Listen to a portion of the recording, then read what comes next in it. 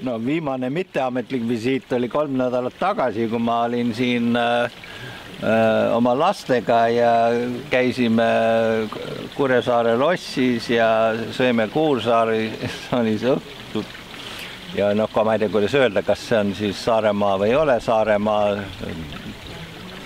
Igatahes ma ööbisin Muhu, külastasin seal endist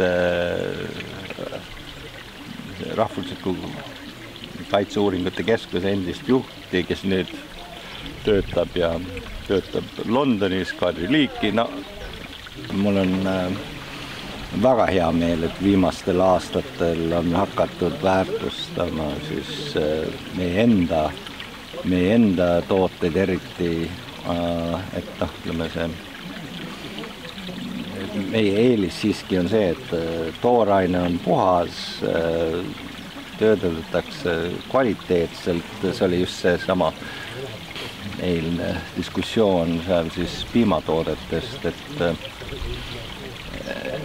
et me hakkame lõpuks väärtustama seda, mis meil on. Aga kui rääkida, kas me räägime sellest, aga 15 aastat tagasi olime välisminister ja siis olime seal Nasvas, sõitsime läbi ja siis silt, et suitsulest. No siis tõrasin sisse ja siis nad olid väga õnnelikud näha, et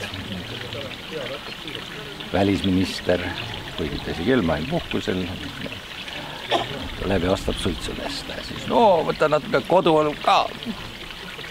No siis oli jälle ehtne kohalik toode. Oi jumal.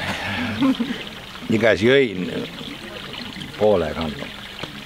Ja nüüd 15 aastat? Ei, mul on ikka meeles see, et jõudsin kuivastusse ja oli väga... Ja täna ju lõpetate Marinkaigu Pöide Tuulikojas. Ja, no ma tean, aga ma juba nägin, et ma rüüpan õlut ja ka ma ei joo, ma ei tea, mis see... No luuletatakse igasuguseid asju, ma pean tunnistama, aga ma külastan, sest et ma usun, et käsid õlled on jälle selline fenomen, kus kõik, kes tulevad siia mujalt ja siis katset joovad või proovivad, siis kõik on täiesti papiks löödud.